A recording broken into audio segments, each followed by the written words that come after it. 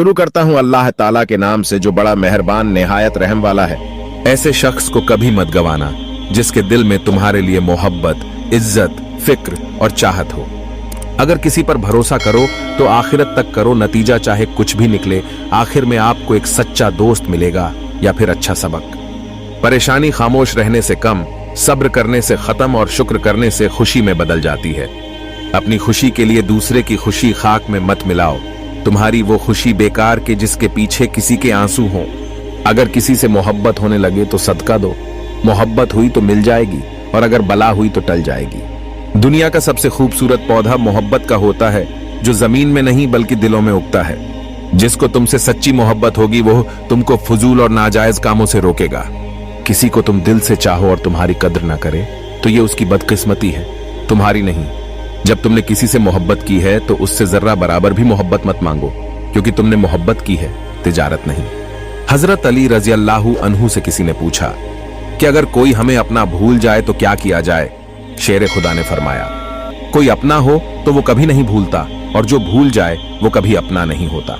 लोगों से याद ना करने का शिकवा मत करो, क्योंकि जो इंसान अपने रब को भूल सकता है वो सबको भूल सकता है।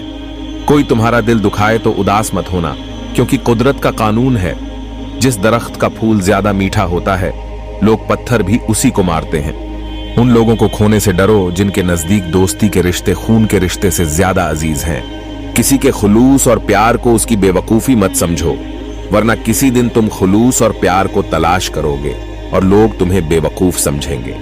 जिससे मोहब्बत की जाए उससे मुकाबला नहीं किया जाता।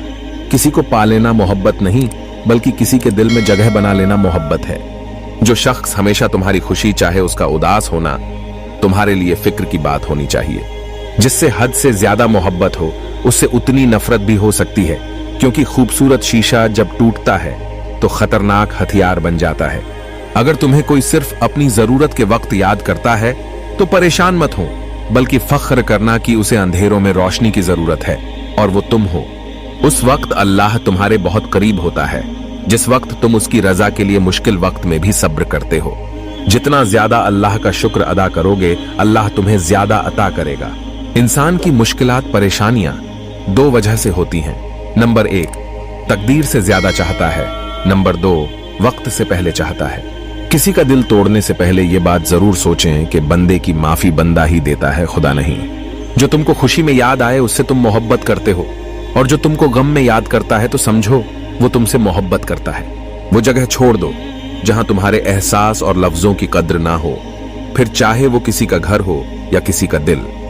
खुदा के नजदीक किसी इंसान की जितनी इज्जत होती जाती है उसका इम्तिहान भी उतना सख्त होता चला जाता है। साफ नियत से मांगा जाए तो अल्लाह नसीब से बढ़कर देता है।